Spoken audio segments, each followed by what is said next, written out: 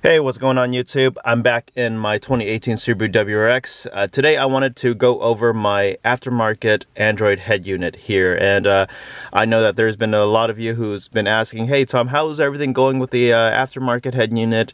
Hey, is it complicated? And what do you think about the new 2019 Subaru platform, you know, in terms of the Apple CarPlay and the Android Auto and such? Is it better to upgrade to the 2019 or just to buy a current year or older model and then upgrade the system? So unfortunately I'm not really tech savvy. I think you guys should connect with my buddy John Nguyen.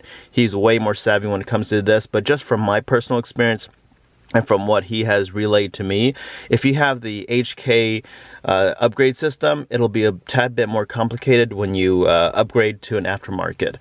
However, if you don't have that, if you're a base model or a premium model that lacks that feature, then it'll be significantly easier to do the install, because I think there's some patent issues and they purposely make it complicated so that it makes it more difficult for you to, like, you know, install stuff like this. So I've owned this Android head unit for a few months now, and I gotta say I still love it. It's phenomenal, and I think Subaru missed the mark when it came to this. So I'm gonna turn my car on. The little sound, this whooshing sound you guys hear, is from my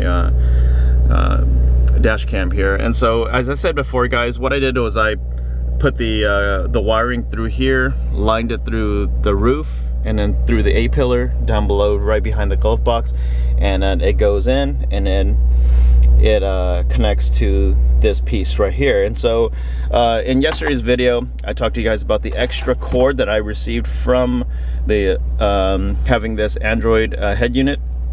The plans I have is to tuck this through the center console piece to the back, so that way I can install a rear camera that way. So that's in the works. It's not a big priority, but you know, this is something that I wanted to do. So it's going to be really stealthy. It's going to be underneath all the interior stuff, so that way you don't see any cord and stuff hanging and dangling out.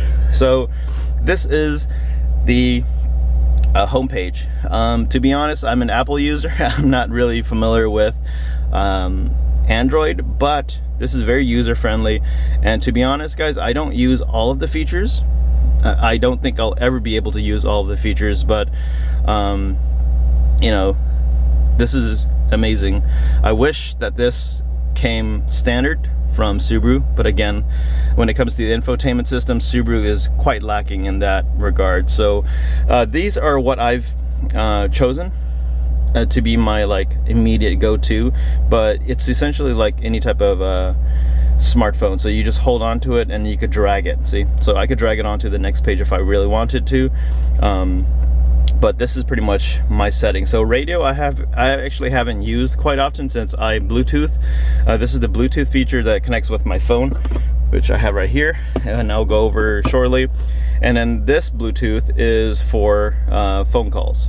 So it syncs up with your phone, and then you can call whomever. Just to note that there is a mic here, and there's also a mic that I put down below here. So these two syncing together will fix the audio, and so when you're talking with people in your car, they won't be able to hear all of the, you know, background noise and stuff. They'll actually hear your voice directly. And so I've tested it a few times, and I've also been on the receiving end, and so like I said, it works. And of course, this is your settings, so you could adjust adjust all the displays and whatnot. So I'm not going to go over that. That's kind of boring. What I did was we synced it with the controls here, and so everything works. Everything is full functional. I know a lot of people also ask about the rear view camera, and so I'm going to put my car in reverse now. So this is the one thing that, you know, it's kind of a bit of a gripe in a way, but it's just weird because sometimes this will toggle, so it looks like as though it's from an angle. It's not a straight like camera shot, right? When you're in the review mode, reverse mode, sometimes it'll like, it looks kind of like a fisheye view, like a fisheye lens, right? Kind of bubbles. But occasionally, every now and then, it will look as though the angle switches from the left side to the right side. But overall, it's still pretty good. Significantly larger than the stock one. So I know a lot of you guys have been asking about that. It's pretty cool. Makes it significantly easier to park. So,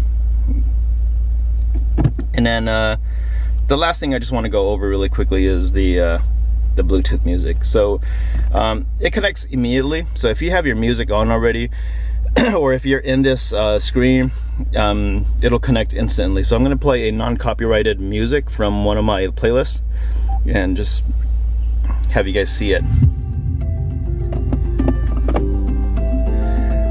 So what's cool is you could adjust here, it goes up and down, and you know, you could also adjust your volume here. But the best thing is that there's no more lag like there was with the stock head unit. So you know, as before, you have to stay in that particular app or screen, but with the Android head unit here, you could be doing other things and the music could still be playing in the background, and which is, I think, is amazing. So I could be doing this just to kind of have everything showcased here, or I could leave it in the Bluetooth music page here. And lastly, you don't necessarily need to upgrade the speakers. You know, I've seen some people do it, but the best thing about this Android head unit is that you can use the amplifier here, and you could change the settings. So I'm on rock. This is the most popular, I believe, and you know, you can switch it around. So I'm gonna be quiet and I'm just gonna go through the features real quickly so you guys can hear the difference. So this is pop, jazz, classic, flat,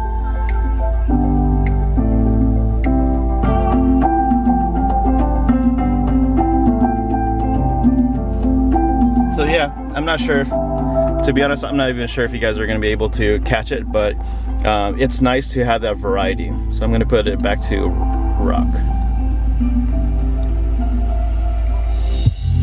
So yeah, guys, this pretty much concludes the Android head unit.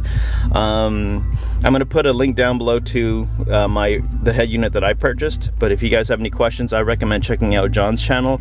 And if you guys are local in the Sacramento area, or if you guys are nearby, it's definitely worth a trip to Sacramento to come and hang out with John. You know, he'll do the install for you, and he's really knowledgeable with it. So feel rest assured that if you were to get an aftermarket head unit, you know, you're covered. You have someone who knows how to do it. So yeah, guys, this was definitely worth the investment, and it has definitely made my, you know, driving experience that much better. So this is something you guys should definitely look into. It's not that expensive. If you were to buy from John, you could get it anywhere from $300 to $350. I believe MSRP is somewhere around $500. So again, this is a good option. Definitely way better than what Subaru is able to offer. So yeah, guys, with that, I hope you guys like this video. If you do, give it a thumbs up. If not, thumbs down. Otherwise, I will see you guys in the next video. Peace out.